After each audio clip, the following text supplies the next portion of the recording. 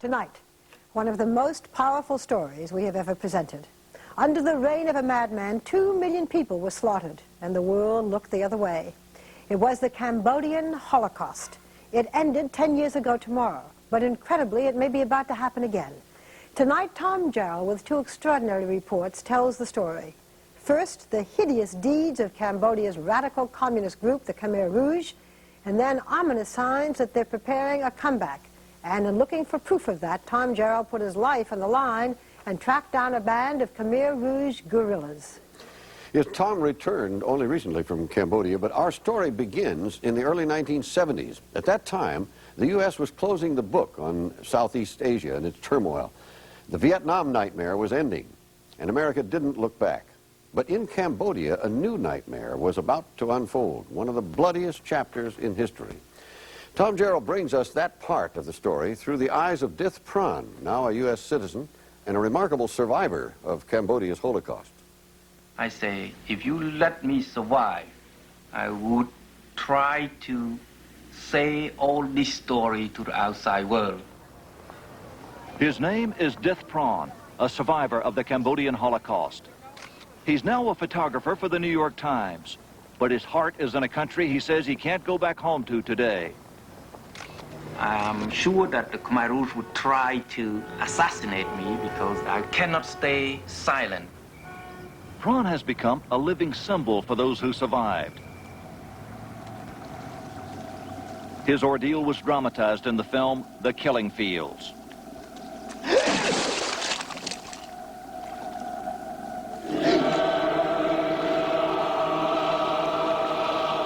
Some people thought this is Hollywood, but it's not Hollywood, it's a real story. Some people, they thought that's only the past. They didn't know that the Killing Field story is still alive, still going on. This is all that remains of the Killing Fields today, an overgrown patch of land where everywhere you look, the death pits. When Pol Pot's killing machine swept through Cambodia, this is where hundreds of thousands were executed, forced to kneel, struck in the head, and dumped into these mass graves. In the killing frenzy, no one was excluded. Bayonets were used to cut fetuses from the bodies of pregnant women. They killed the elderly, they killed the children, crippled people. The Khmer Rouge did so many things that very hard to believe. This is the Khmer Rouge, a guerrilla force led by Pol Pot, a madman who directed the massacre of 2 million of his own people. This was not an invading army. This was national genocide, Cambodians killing Cambodians. Incredibly, Pol Pot was never brought to justice and executed. Instead, he and his men vanished into the jungles. Now they're fighting to return to power in a country still stunned by the Holocaust 10 years ago. Today, amid the Asian faces here in the capital of Phnom Penh, American missionaries Dean and Esther Crow are dedicating themselves to a country the rest of the world seems to have forgotten. Everyone has a story, and it's been a story of death and hatred and malice. The Crows are all too familiar with Cambodia's bloody history. They fled from it once before. It was in 1972 when they first arrived in Phnom Penh. The country was at war with itself. On one side, the U.S.-supported government of President Lon Nol. On the other, the Khmer Rouge. Just after we got here, we were sleeping. About 3 o'clock, we heard this huge roar. I went upstairs and saw the whole eastern sky just in red. I thought, this is it. We just pictured the Khmer Rouge coming in. Everywhere we went, we'd pass places where the rockets had fallen, but we went about our work each day. By now, the U.S. government had stepped up the fight. American B-52s launched bombing raids on Khmer Rouge targets in the Cambodian countryside. Sidney Schanberg was covering the war for the New York Times. It was the heaviest bombing of the Vietnam War, of the Indochina War. These were B-52s dropping, 20-ton loads and leveling little villages. Before the American bombing, what was the Khmer Rouge as far as a force in Cambodia? Meaningless. They were a ragtag group. And by giving them a war to feed on, We, in a sense, provided the nurturing, the fertilizer to help that tree grow, and that tree was this maniac group. By 1975, the Khmer Rouge was clearly on the verge of capturing Phnom Penh. The airport was under attack. Those who could began leaving the country. We were told by the head of our mission that we were to leave, that the city could fall at any time. But when we got out to the airport, there were sandbags all over the place because they were shelling at the airport at that time. We didn't have any time to really go around and say goodbye to people. There was the sense of sorrow of leaving the people. We just felt so badly for the people because we did have this foreboding that something awful was going to happen. We didn't know what. The firestorm consuming Cambodia could not be contained. On April 12, 1975, the U.S. Embassy ordered all Americans out of Cambodia. Ambassador John Gunther Dean folded the American flag and left. The U.S.-backed government of President Lon Nol would fall 5 days later. I became very busy running around, trying to get the story. Prawn had been hired by the New York Times to work as Schanberg's translator. The two had become inseparable. Even when Prawn's family was evacuated, he stayed with Sydney. I decided to stay because I feel that we used to cover the war. Why not when the war is over? On April 17, 1975, Khmer Rouge troops rolled into Phnom Penh. Many of the soldiers were teenagers. After years of fighting, the people of the city had high hopes for peace. Flags of surrender were waved by cheering crowds. But the mood quickly changed. In the next few hours, they become like a monster. Among their first targets, American journalists. You were taken away at gunpoint by the Khmer Rouge after they came into power. What happened? There were two men standing facing us with automatic rifles on their hips. The dramatic moment was recreated in the film. There was some screaming and yelling, and Prawn understood them. He said, "Do what they say, they're going to kill us." And then I hear him pleading in Khmer. And I say out loud to everybody, what's he doing? He'll get himself killed. Why doesn't he get in here? One of my drivers turns to me and says, he's trying to get inside. They're telling him to get away. He couldn't imagine leaving us with these crazy people. He finally talked his way in. Without him there, would you have been shot? I don't think there's much question about it. By now, there was chaos in the streets. Gun-wielding soldiers were terrorizing the people of Phnom Penh. Schanberg and Prawn took refuge in the French embassy. But the Khmer Rouge announced only foreigners would be permitted to leave the country. Cambodians, like Prawn, would have to stay behind. What did you say to him? We didn't talk a lot because it was very hard to look at each other. I said I'd take care of the family. We were trying not to think about what the odds were out there. Prawn left the safety of the embassy and joined the others out on the streets of Phnom Penh. This news film shows one of the most extraordinary moments in Asian history, the forced exodus of a capital's entire population. 2.5 million people were evacuated. Even the hospitals were emptied. The Khmer Rouge keep saying, stop crying. We're going to take care of all of you. Don't worry. That's all a lie. The Khmer Rouge had a bizarre plan, a social experiment. They'd return Cambodia to the year zero. Everything from the old system was rejected. Education and religion were forbidden. Schools were destroyed. Medicine and money were outlawed. The leadership, the high echelon, are really crazy. You have to say, long live revolution. They keep saying that we start from nothing. Now we get plenty of weapons. We can destroy imperialist America. In a culture where the family is the central core of daily life, family members were deliberately split up. These scenes are not a Hollywood reenactment. This is how it actually looked as the countryside became an enormous labor camp. You get up about 4 o'clock, and then you go to the field. We were forced to work from 12, 14 to 18 hours. Thousands died of starvation. People ate scorpions and tree bark to stay alive. But the terror of Pol Pot's regime was only beginning. the Khmer Rouge began systematically executing anyone with an education. Doctors, teachers, even people who wore glasses were killed. Pran depended on his wits to survive. I lied my background. I didn't tell them that I am a journalist. I told them I was a taxi driver. That's part saved my life. Safely back in the U.S., the Crows learned what was happening to their colleagues. They told all the doctors and nurses to get dressed up. They're going to have a celebration. And the celebration turned out to be a truck taking them out into the countryside, and they were all killed. This pedicab driver lost 11 members of his family in the purge. His memories are still vivid. The miserable one is the baby. The baby, one of the group of the small soldiers, they throw on the air, and then it fall down. They take the bayonet under the baby, you know. They would take a baby, throw it in the air, and then catch it on the bayonet. And then the bayonet is under. As Cambodian refugees flooded across the border to the safety of Thailand, their reports of starvation and mass killings reached the outside world. Congressman Stephen Solars went to Bangkok to investigate and took his findings to Washington. The United States, in effect, did nothing. We didn't do very much. We, of course, denounced the killings. We adopted a resolution.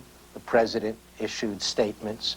But there really was no effort on the part of either the United States or the international community to bring the killing to an end. The war in Vietnam had recently come to an end. I think most Americans didn't want to hear about Indochina any longer. One American did. Schanberg was frantically trying to find out if Pran had survived. I kept writing to the embassy. I put his pictures on file. I wrote to relief agencies. I wrote to diplomats. I put out a reward. I mean, we left lots of people behind. Every journalist, every Westerner who was there left friends behind. But I left my closest friend behind. Pran was trapped in the nightmare. Executions were routine for minor infractions, and he had been caught with an extra ration of rice. What did they do to you? They just say you are enemy, you are the traitor, and they, about a dozen people keep beating me. Did you think you were going to be killed? Yes, but I never give up. In December 1978, the Vietnamese invaded Cambodia and drove the Khmer Rouge out of power. This is what they found. Phnom Penh still abandoned, a city without people. Then they made a grisly discovery. This is Tol Salang Prison, the Khmer Rouge Extermination Center. This incredible footage shows bloodied corpses shackled to torture beds, room after room, victims of crude but effective torture. These are the mug shots of the condemned. The enormity of what happened here is shown in the victims' faces, each photographed before they were executed. Their eyes reflect the horror as the realization of certain death sinks in. These are the guards who carried out Pol Pot's orders. Their faces look like a high school class photo. Many were barely teenagers. The Khmer Rouge left behind an incredibly detailed record of their Asian Auschwitz. Hundreds of documents methodically describing torture techniques, list of names of the condemned. On a single day, May 27th, 1978, 582 were put to death. Of over 20,000 who passed through here, only 7 survived. Here is one, Hang Nath, an artist, spared in order to paint the official portrait of Pol Pot. Your paintings, they very graphically depict horrible, horrible torture. You saw that? I can't find the appropriate words to describe the terrible torture. The paintings you've seen here reflect only some of what I saw. The actual torture that was happening was even worse. If a soldier asked the prisoner to answer, and if he did not answer, they tortured and kept beating, beating, and beating until he died. Miraculously, Pran escaped this nation of death and reached the safety of Thailand. They called me and said, Pran's out. I was delirious. I just said, get me the next flight out. I mean, I was crazed. I had to get there. What do you remember about the reunion? It Actually, the movie, that last scene, is a precise depiction of what happened. So it's the closest thing I have to a photograph of what happened on that day. And we just looked at each other for a moment, and then he started to run. I mean, as best he could, hobble. And then leaped around, he threw his arms around my neck and his legs around my waist.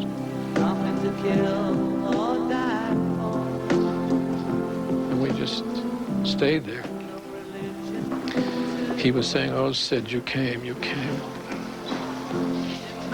No such word to describe how happy we were when we see each other again. And we hug and cry and talk for long times. When I see Sydney, I know that I'm safe. Another reunion soon followed. It had been 4.5 years since Pran had seen his family. His wife and 4 children were at the San Francisco airport when he arrived. He looked so skinny and no teeth, and he looked so changed from the time that I left him. But we are happy to be together, and he survived.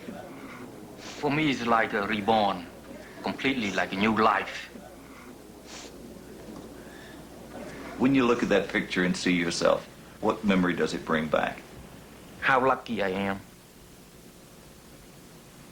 2 million others were not as fortunate. Today, they bear silent witness to what happened here. This memorial is maintained as a grim reminder of the atrocities the Khmer Rouge committed against the Cambodian people. And the question being asked now, could this happen again? Yes, it could happen again if the world stays silent. He may be right. Events unfolding as we speak could allow the Khmer Rouge to seize power once again. And Tom Jarrell found evidence that they're stronger than ever. He ventured beyond where these soldiers refused to take him and confronted the Khmer Rouge in a jungle hideout. Is Cambodia's horror about to happen again? When we come back.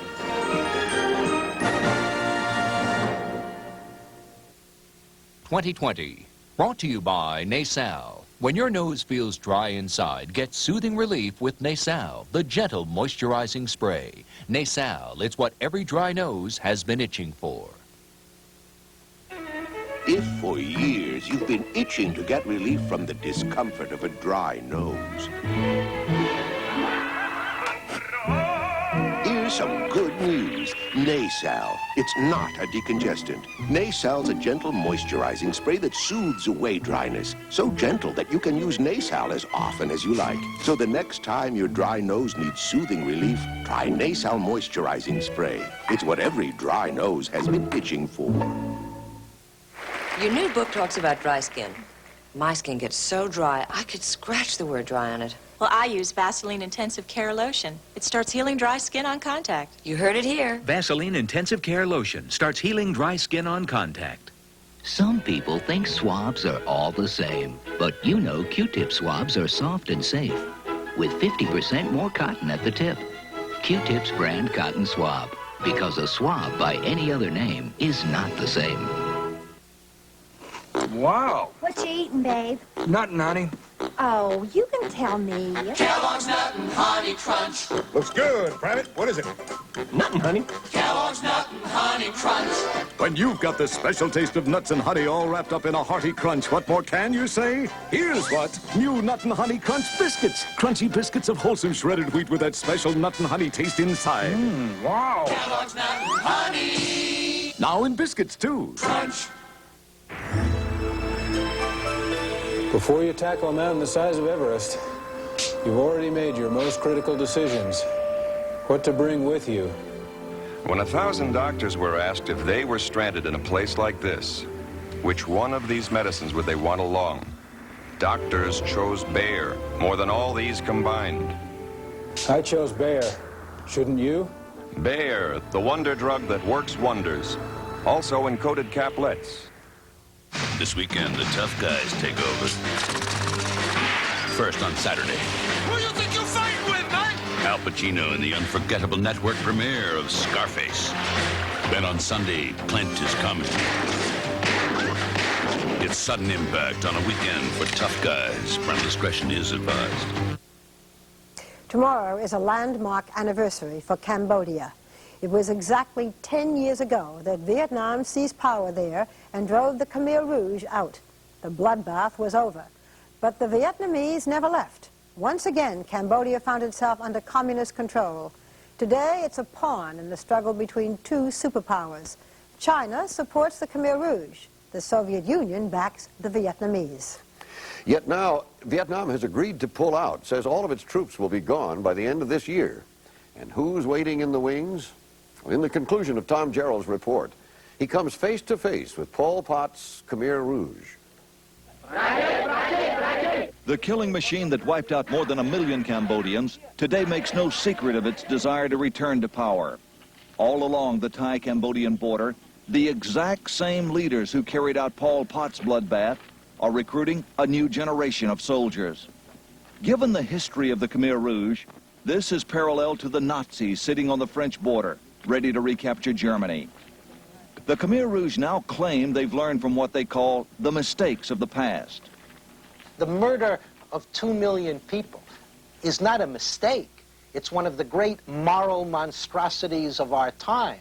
And anybody who thinks that the leopard has changed its spots and that if they do come to power will conduct themselves like Boy Scouts, better think twice. The Khmer Rouge remains a formidable fighting force in Cambodia, 40,000 strong. Armed by China, their battle now is with the Vietnamese who drove them out of power. Today's battleground is along the Thai-Cambodian border. This is where 300,000 Cambodians are trapped. These are the refugees who fled from the violence of Pol Pot. Now the fighting has followed them here to the border. Every home has a bunker, protection from the periodic shelling. This is a war zone.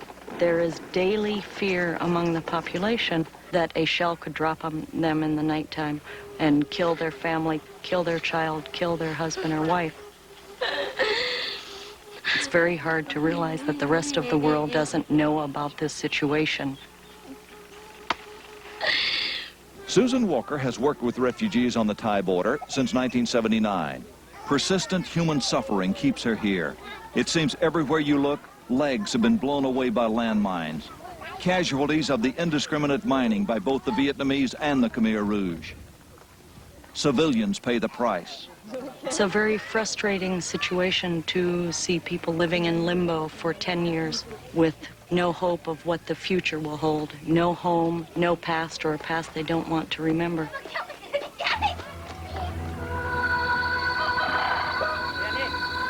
The time-honored line between civilians and soldiers is often ignored by the Khmer Rouge here on the border.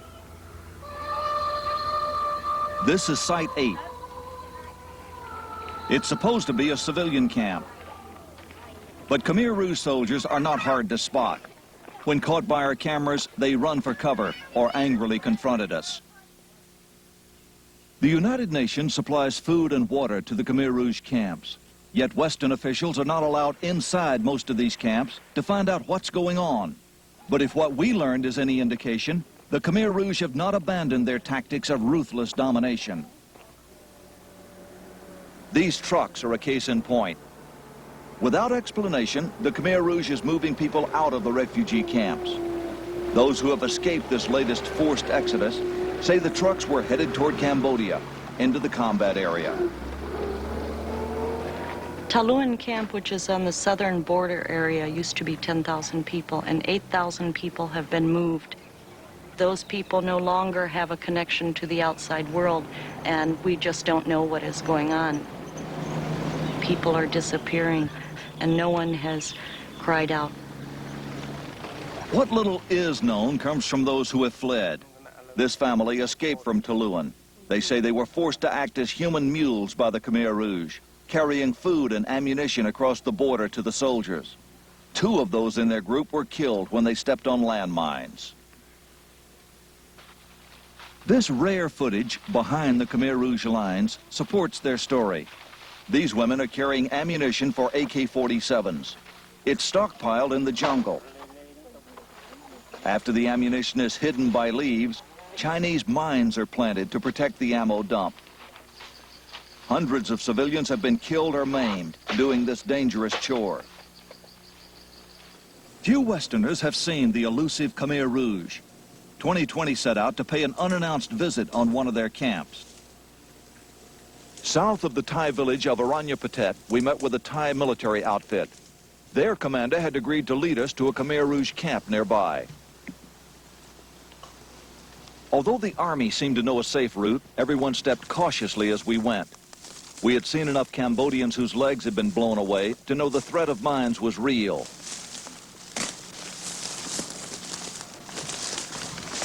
Before we reached our destination, the Thai commander backed out. He said it was too dangerous to continue. A few hours later, on an isolated rural road, we found a local woman who said she knew where the Khmer Rouge were encamped. She agreed to guide us. A flood-swollen stream is all that separates Thailand from Cambodia. As we inched our way across a rickety bamboo footbridge, we left the safety of Thailand behind. Neither the Thai army nor the U.S. government would have the power to intervene if anything went wrong. Across the stream, we walked almost immediately into a Khmer Rouge camp. The soldiers were living in thatched huts, easily blending into the deep jungle foliage. We approached them carefully. We wanted to let you know people on the outside are interested in you. There were about 24 Khmer Rouge soldiers here. Several men disappeared into the jungle as we arrived. I couldn't help but wonder if they had hurried off to another camp to warn the commander about our intrusion. Some of the soldiers had taken refuge from the hot sun inside their huts. Each had an automatic weapon, an AK-47, hanging nearby. We found a large supply of RPGs, rocket-propelled grenades, a powerful weapon used to destroy enemy tanks. These are the faces of the Khmer Rouge. For almost 10 years, troops like these have held their ground against the Vietnamese army, one of the largest armies in the world. One of the soldiers in the camp was a 12-year-old boy. He looks harmless enough until you remember soldiers his age were among those who drove a city's entire population into the killing fields. Same face. I mean, they keep using the new generation. History repeat itself again.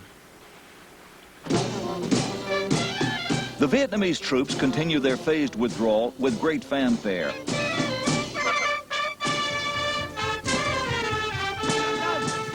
They leave behind a hastily trained army of Cambodian soldiers, young and inexperienced. These troops are still studying military basics, infantry tactics, and how to use tanks in ancient Russian hand-me-down machines that smoke and belch. These Cambodian army troops regularly engage in skirmishes with the Khmer Rouge in the mountains near here. But the question is, when the Vietnamese forces pull out, will these men alone be able to stop the Khmer Rouge? Even the Vietnamese-appointed Prime Minister, Hun Sen, believes the Khmer Rouge could come back.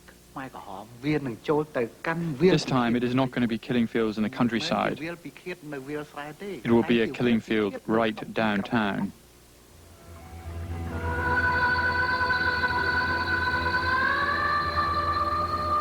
Here in Phnom Penh, the city operates under a mental state of siege.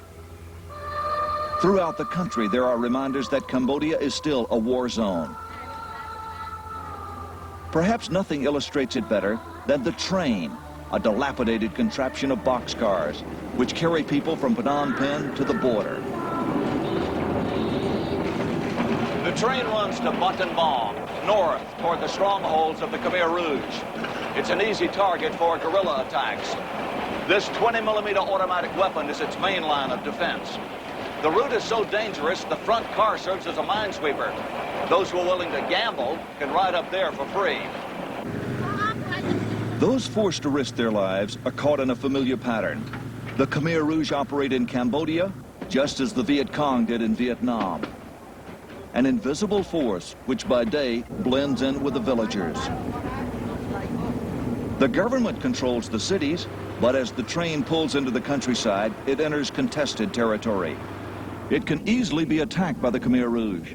A few weeks after our visit, it was. I think they're all over the place.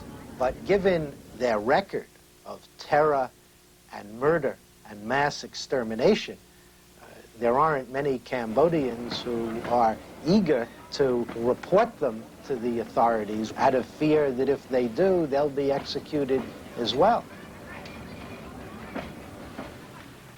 This small Red Cross hospital is nowhere near the active fighting on the border. Yet injuries from landmines are further proof the Khmer Rouge have infiltrated deep into the interior of Cambodia.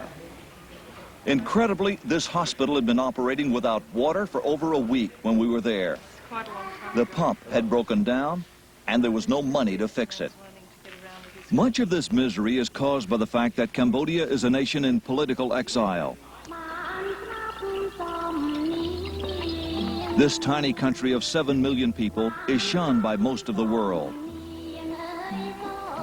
The 10-year Vietnamese occupation, celebrated in government billboards in Phnom Penh, has caused the United Nations to cut off all developmental aid.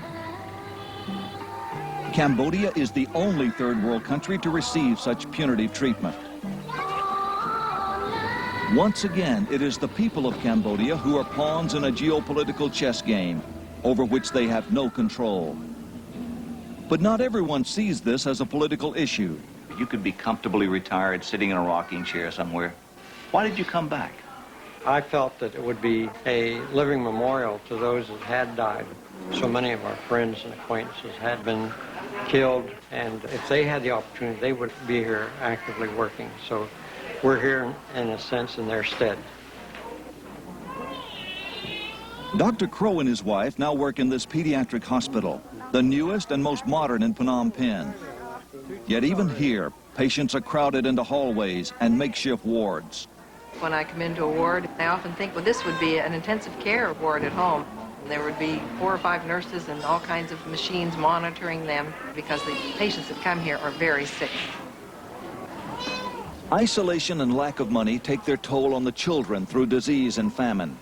1 out of 5 don't live to their first birthday. Yet it's the children who are Cambodia's future.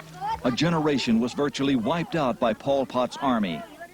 This is now a nation of the very young and the very old, a land of orphans and widows. 75% of the women who worked these salt fields lost their husbands to the revolution. As we traveled through Cambodia, we were surrounded by children born since the killing fields. They never knew the terror of Pol Pot, but their future must be built from the rubble the Khmer Rouge left behind. For Cambodia, the clock stopped 10 years ago. Vietnam has not had the money to help rebuild what Pol Pot destroyed. Roads are almost impassable. The bridges blown up by Pol Pot remain useless arches. Temples were left in ruins. At the University of Kampot, only the sign remains. The Khmer Rouge ripped out the phone wires and destroyed the water and sewer system. There's no money now to repair the damage. The U.S. Embassy stands empty and abandoned, just as it was when America left it and never looked back. For most Cambodians, the final insult is flying at the United Nations, the Khmer Rouge flag. The Khmer Rouge today has a seat at the UN as part of the official Cambodian government, an arrangement endorsed by the U.S. You see all these flags that represent the legitimately recognized nations, and you see that one. What do you think? Well, it hurt me so much, Tom, because this flag represents the killers, not represent the Cambodian people. You know, I lost almost all my brother, my sister, my niece, my nephew, and my parents. You know, we suffer from the Khmer Rouge, from this flag. The trouble is that we helped create this suffering. I don't think you can use people like that and then walk away, and we did, which is, I guess, indicative of how great powers treat little countries. They don't matter. And Cambodia didn't matter, and that's why it got used. That's why it was a pawn. Still doesn't matter. That part hasn't changed. What a powerful, eye-opening story, Tom. I don't envy you that trip, but I admire what you did. It does not seem possible to me that history might repeat itself in such bloody fashion. Hugh, sitting here in New York, I couldn't agree with you more, but having been there, I can tell you the people believe it could happen again. Cambodia is so isolated from the rest of the world. There are no telephone lines to phone out. There's no way to communicate to the rest of the world. The killing fields could be happening tonight, and we might not know about it for days or weeks. Wow. Now, historically, Cambodians have been a peaceful people. How did this unravel in this fashion? They are such victims of fate. They never asked the United States to bomb their country. We did it secretly. They never asked the Khmer Rouge to rise to power, and they were the victims of the Khmer Rouge. They never invited the Vietnamese to invade and chase out the Khmer Rouge. Now they're victimized by the Vietnamese. Incredible. Well, as the year unfolds now, we'll keep an eye on what should be a crucial year for them. We have a new administration in Washington that will be reviewing options, and we'll see either the Khmer Rouge will come in as the Vietnamese leave, or they'll find a diplomatic solution. Thank you, Tom. Right. Well, tonight we also have the story of a very unusual scientist. His field of study, you're looking at it, lines. Who would ever get...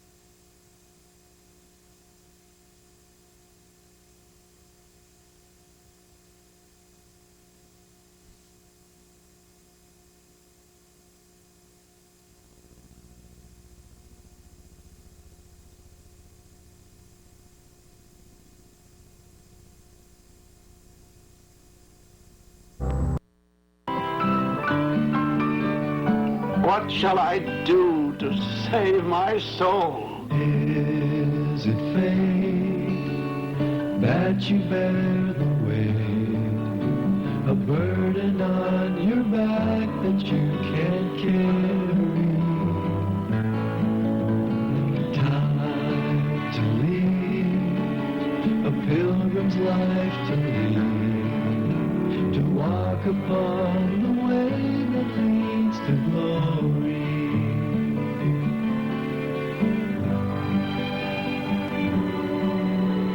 While serving his sentence in England's Bedford prison, where he was confined for his persistent preaching of the gospel, John Bunyan penned his great literary and religious masterpiece, ranked second to the Bible as the world's bestseller. In his allegory, John Bunyan portrayed a man weary, sad, and greatly burdened by reason of the heavy load of sins that he carried on his back. Oh, my dear wife and my own little ones, because of the sinfulness of this city of destruction, it will be burnt with fire, and we will be lost if means be not found to save us. What kind of nonsense is this? This religion has gone to his head. This fellow's daft.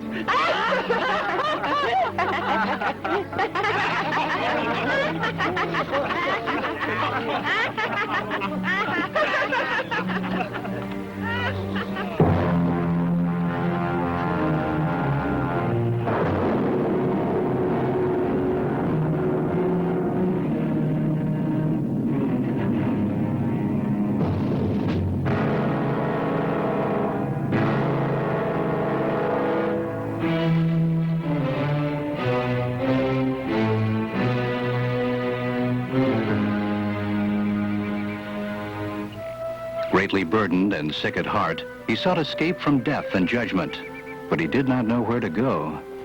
Then it was that one named Evangelist came to help him. Evangelist did not scorn his fears, for the scroll he carried warned of coming doom. Flee from the wrath to come. Though it was difficult for the poor burdened man to see very far in front of him, he could see a light. And in that direction lay his only hope. Keep that light in your eye and go straight to it. So shall you see the gate, at which, when you knock, it shall be told what you are to do. Enter ye in at the strait gate, for wide is the gate, and broad is the way that leadeth to destruction, and many there be that go in there. For the gate is small, and the way is narrow that leads to life, and few are those who find it. He had scarcely left Evangelist when two pursuers, obstinate and pliable, overtook him in the way. You must come back with us. That can by no means be. You dwell in the city of destruction. There you will die and go down to a place which burns with fire. Be wise, good friends. Come with me. I seek those joys that fade not, which are laid up in a place of bliss. Read it so, if you will, in my book. Hush! Off with your book! Nay, do not scorn him. If what he says is true, the things he looks to are of more worth than ours. I mean to go with this good man. Do you know the way to the place you speak of? I am told by a man whose name is Evangelist to do my best to reach a gate that is in front of us, where I shall be told how to find the way. This book tells us of a world that has no bounds and a life that has no end. There shall be no more care or grief. The saints will greet us with love, for they all walk in the sight of God. Well, my friend, glad am I to hear of these things. Come, let us mend our pace.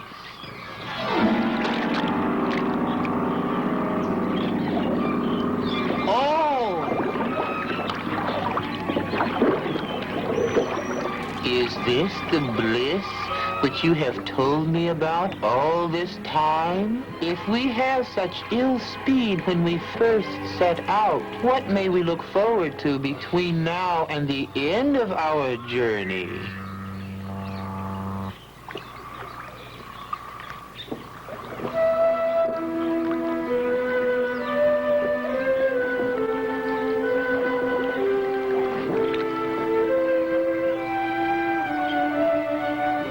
How is it that no one mends this patch of ground so that those who come by may not fall into the slough?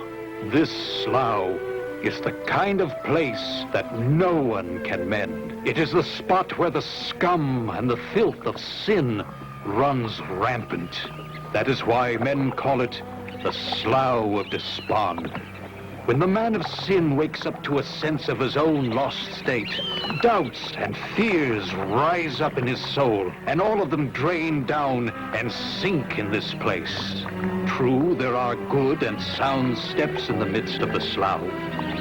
At times it is hard to see them, but the ground is good once you get into the gate.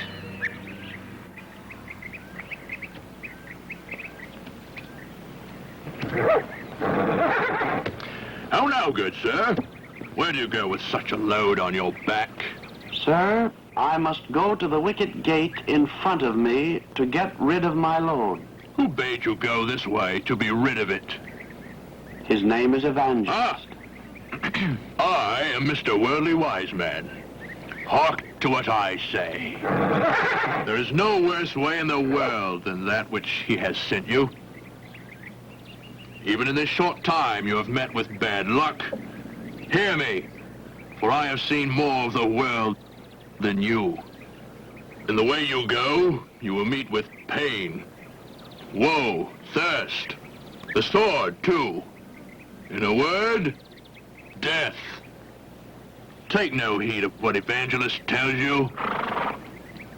In yon town, which is named Morality, there dwells a wise man, Mr. Legality, with his son, Civility. They are men of rank, We're skilled to help men off with such loads as you carry on your back.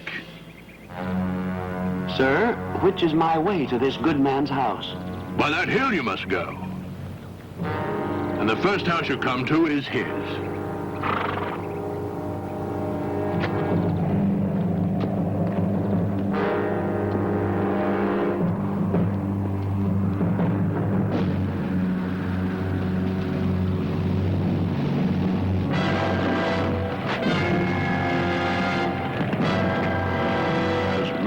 As are of the works of the law are under the curse. For it is written, Cursed is everyone that continueth not in all things which are written in the book of the law to do them. Again Evangelist came to him, and Pilgrim blushed for shame, for it was with a severe countenance that he read from his scroll. Now the just shall live by faith, but if any man draw back, my soul shall have no pleasure in him. Have you drawn back your foot from the way of peace at your own cost? And are you trying to reject the Most High God? I pray that you will pay closer attention to the things that I tell you. Mr. Worldly Wise Man and his friend, Mr. Legality, are false guides. Is there hope? May I now go back and strive to reach the wicket gate? May my sin find grace? Your sin is great. Yet goodwill, the man at the gate, will let you through. For he has love of all men. But take heed that you turn neither to the right hand nor to the left.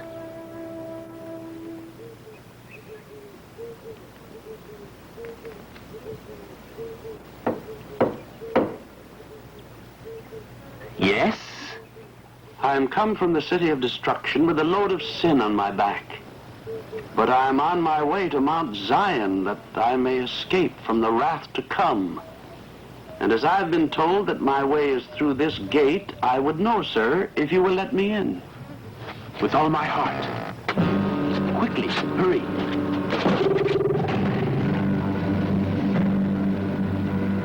There lives Beelzebub. He and the rest that live there shoot arrows at those who come up to this gate to try and kill them before they get in. So, good pilgrim, come with me, and I will teach you the way you must go. Look in front. The road is as straight as a rule can make it. But is there no turn or bend by which one who knows not the road might lose his way? My friend, there are not a few that lead down to it. Yet by this you may judge the right from the wrong. The right are straight and are by no means wide. You must now go on to the house of Mr. Interpreter. There you must knock, and he will show you good things. Pilgrim was ushered to a private room. Many scenes were portrayed to him by which the great interpreter made plain the plan of God. Keep all these things in your mind, that they may be a reminder as you travel. And may faith guide you. And so, with precious truths revealed to his heart, he was better prepared to continue his journey.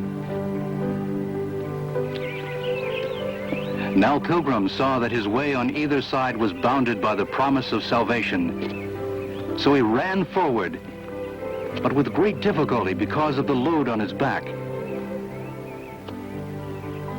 He ran until he came to a piece of ground somewhat ascending, where the Son of God had come before him to bear the burden of his sin in death upon the cross.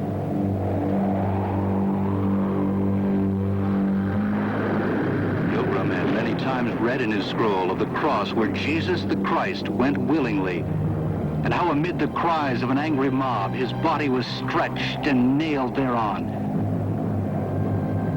And thus he bled and died.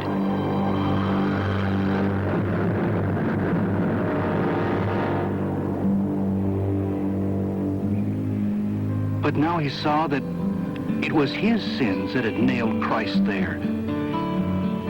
In deep contrition, he confessed his sins to God and sought his pardon.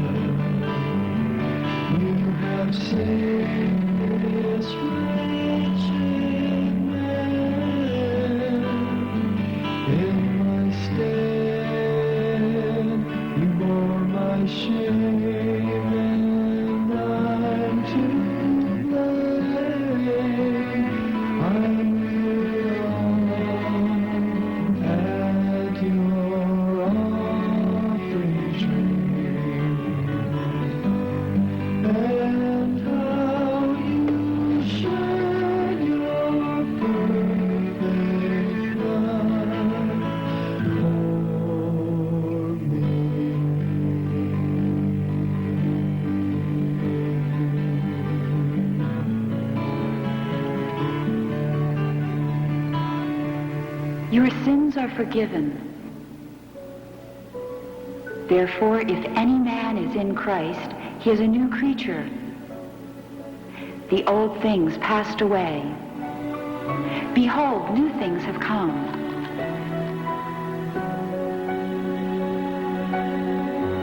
These things I have spoken unto you, that in me ye might have peace. In the world ye shall have tribulation. But be of good cheer. I have overcome the world. With living hope, the newborn Christian prepared to go on to the celestial city. Soon he witnessed the folly, indifference, and presumption of three that slept. And because of his recent experience of joy and peace from pardoned sin, he was all the more anxious to awaken them out of their false security. Be sober. Be vigilant. Because your adversary, the devil, as a roaring lion, walketh about, seeking whom he may devour. Go away. I want to sleep.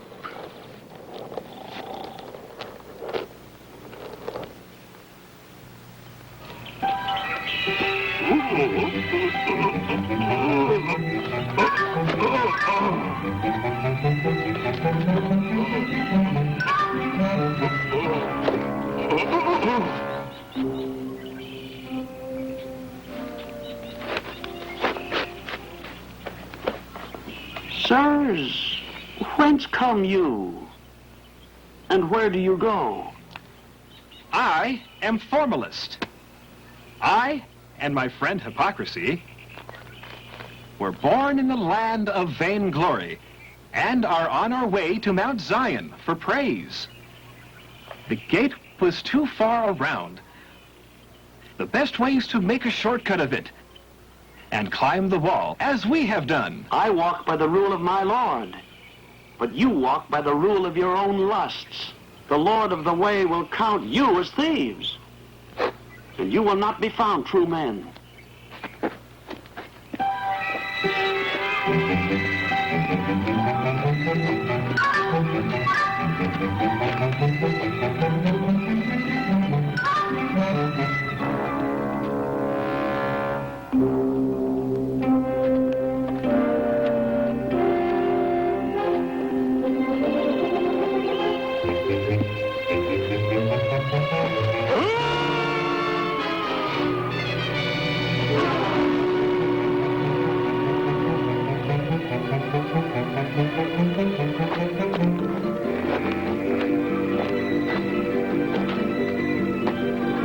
I'm lost! I'm lost!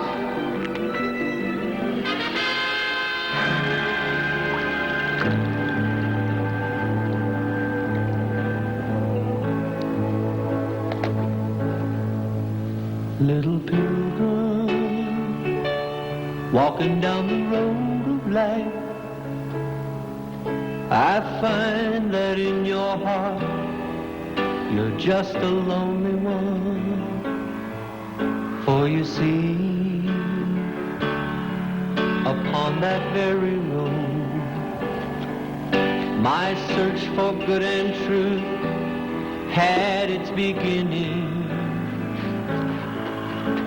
You take a little turn to the left and you see what that path has to offer you, then you gotta make it back to the main road anyhow. And you have all that lost time to make up for, and it's a sad thing to realize that you're all alone, that you're on your own again.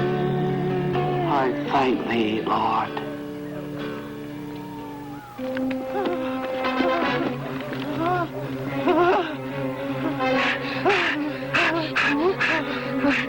In front of us there lay two beasts of prey in our path. Well, we know not if they slept or not. I thought they'd fall on us and tear our limbs.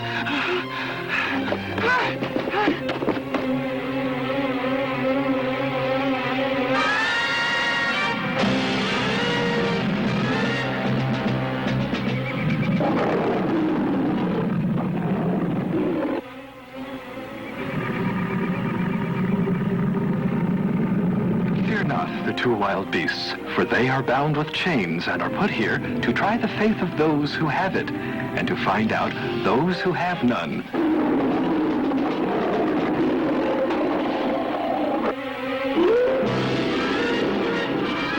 How is it you come so late? The sun is set. Alas, I fell asleep and did lose my scroll. For that did I retrace my steps. I have called discretion. If she likes what you say, she will let you in. What is your name? It is Christian, and I desire to rest here this night. For I see this place was built by the Lord of the hill. Come in, thou blessed of the Lord. I will take you to my sisters, Prudence, Piety, and Charity. This house was built for such as you. What is it that makes you wish so much to go to Mount Zion? Why, there I hope to see him who did die on the cross. There, they say, is no death, and there I shall dwell with all who love the Lord. Do you have a wife and children? Yes, I have. But they would not come with me, though I did pray to God to put it in their hearts. For you may know how dear they were to me. That is Emmanuel's land. When you reach those mountains, there you will see the gates of the celestial city. Put on the full armor of God. Stand firm, therefore, having girded your loins with truth, and having put on the breastplate of righteousness, and having shod your feet with the preparation of the gospel of peace.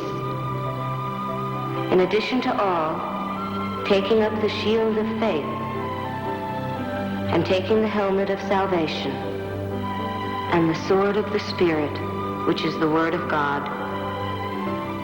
With all prayer and petition, pray at all times in the Spirit. May these be protection if you meet some foe in the way.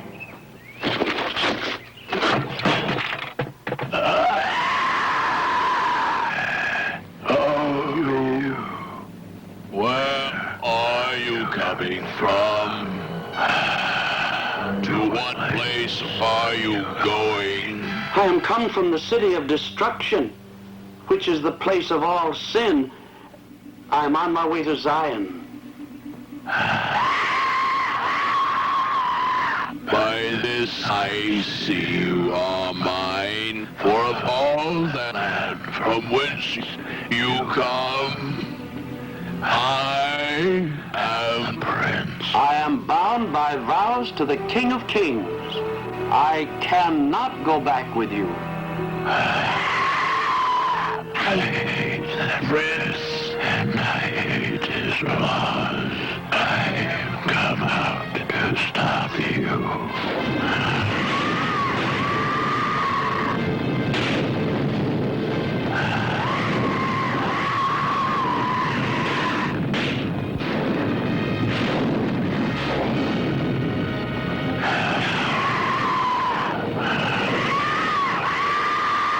I am sure of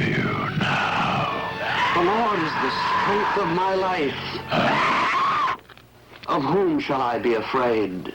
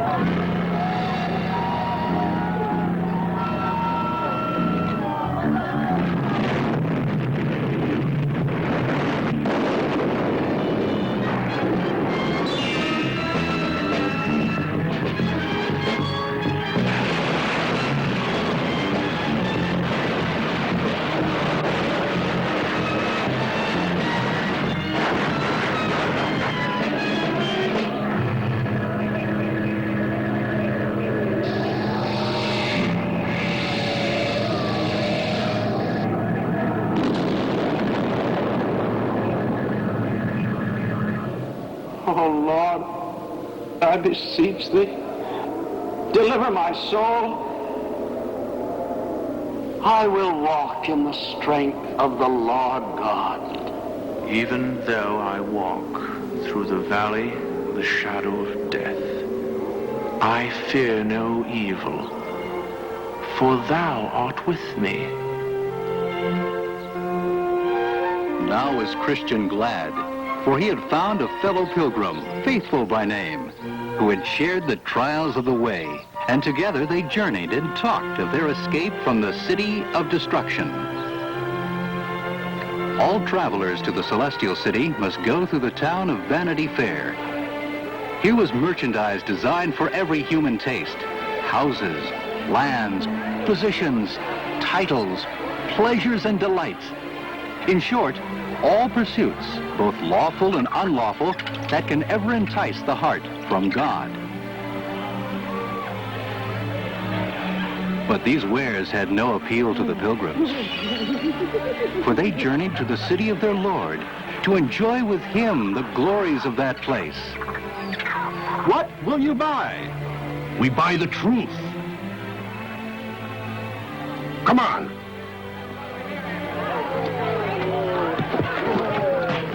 In the world you shall have tribulation, but be of good cheer. I have overcome the world.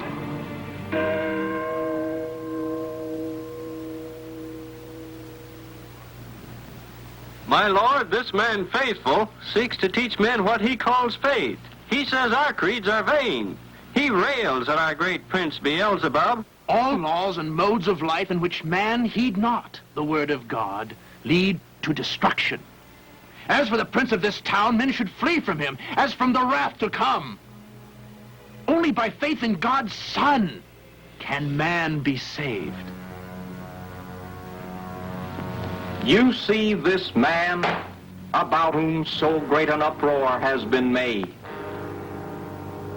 Gentlemen of the jury, for the treason he has confessed, he deserves to die. Let us doom him to death.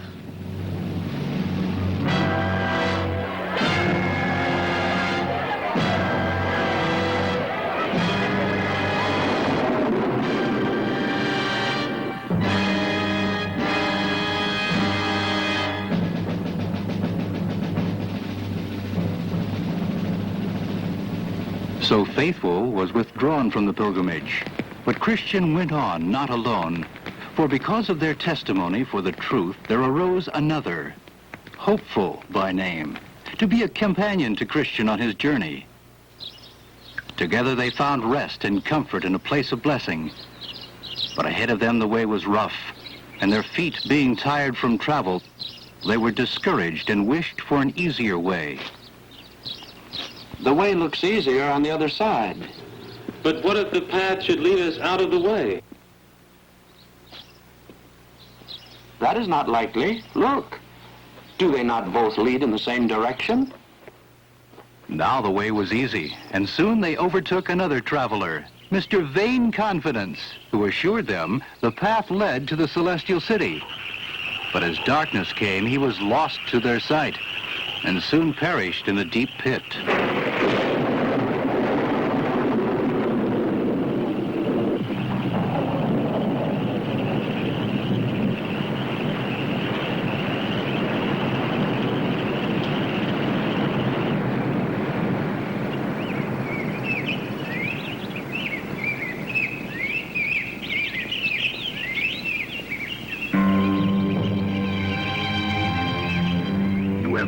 To force your way in here. The ground on which you lie is mine. Giant despair.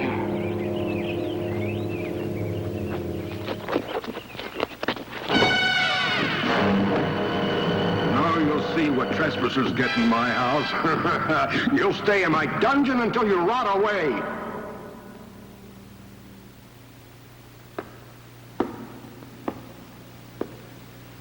What shall we do? My soul chooseth strangling and death rather than life. The grave would be easier for me than this dungeon of despair. My friend, remember how the Lord has kept us all along the way? Surely he will help us now. Oh, Lord, we have turned away from thee. And now despair has us in his power. We cannot live many more days here. Help us. Give us strength. Show us a way of escape, we pray thee.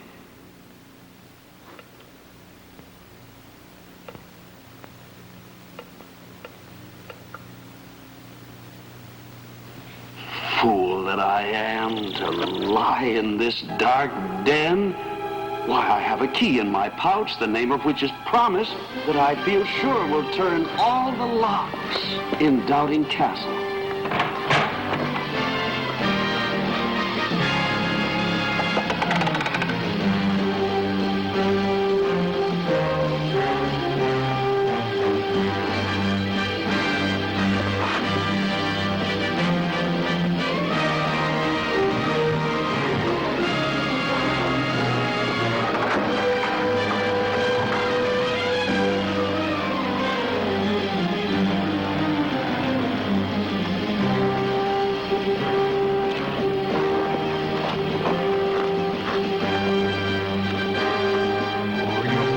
Escape me. I'll get you!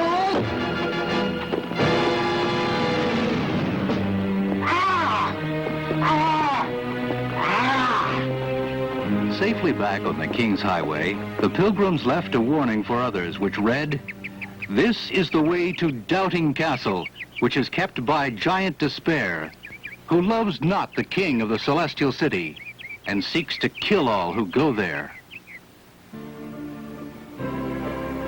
Thankful for deliverance from despair, Christian and Hopeful went straight forward until they came to the Delectable Mountains. They were encouraged by the kindly welcome received from the shepherds, knowledge, experience, watchful, and sincere.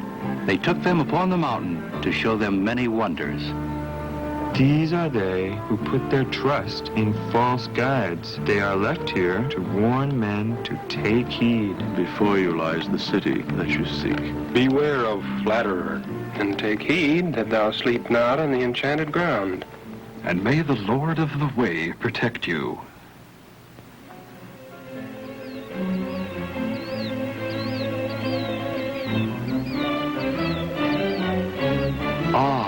Are you bound for the Celestial City? Come with me then, for that is where I plan to go.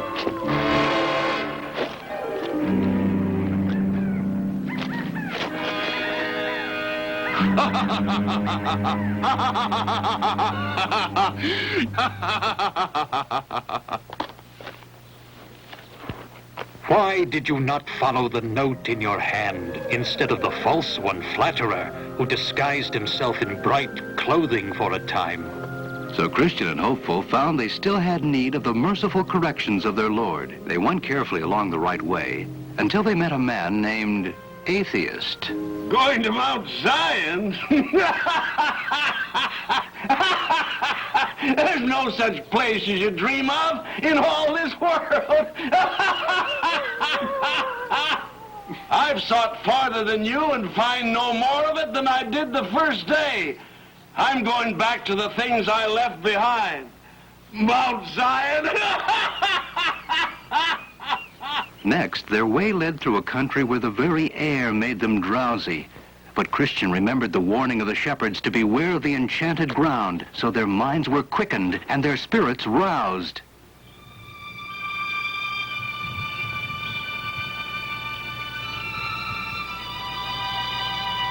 Then did Christian and Hopeful enter with joy into the rest and security of Beulah land.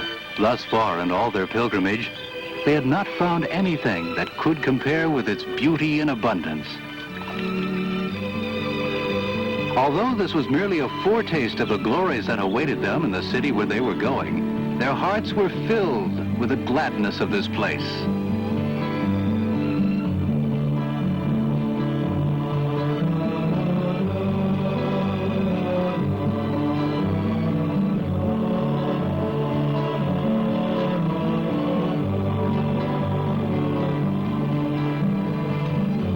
Before you reach Zion, you must first pass through the river of death.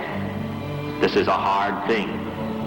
But call to mind what the Lord hath said. I will never leave thee, nor forsake thee.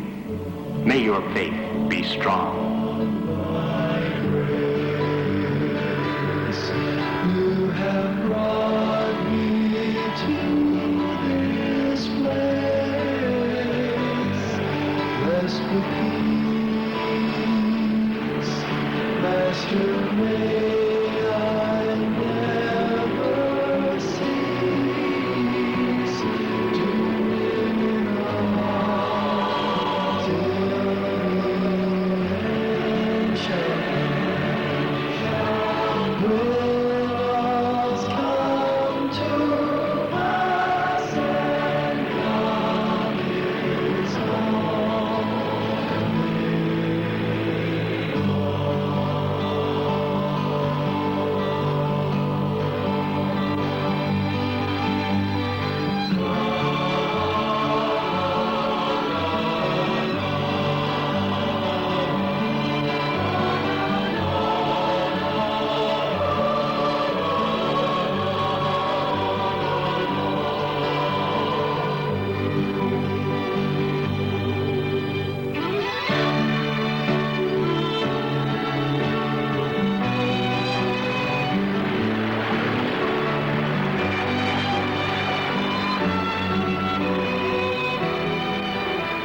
When you pass through the waters, I will be with you.